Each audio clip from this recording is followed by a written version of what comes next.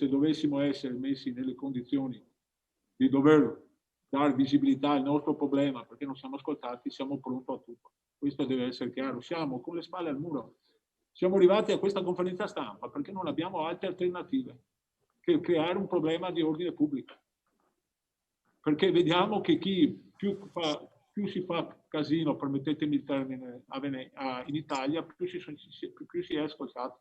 Minaccia azioni di ordine pubblico. Il presidente del Comitato Venezia Lavora, che conta 500 iscritti impiegati a 360 gradi nell'ambito portuale del suo indotto e del settore croceristico.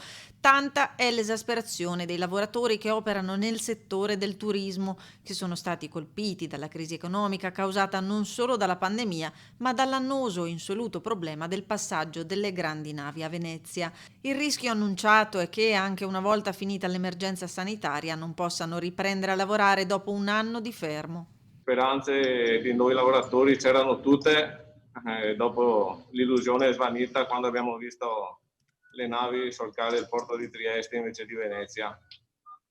Noi non vogliamo più lasciare il porto così in balia a se stesso, vogliamo dalla politica locale fino alla politica nazionale, tutti quanti, incominciare a prendere decisioni. Vogliamo che venga deciso il futuro prima della portualità di Venezia, dei loro lavoratori e del loro indotto. Attendono risposte e aiuto dal mondo delle istituzioni e chiamano a raccolta i lavoratori. Che la politica ci dia una mano.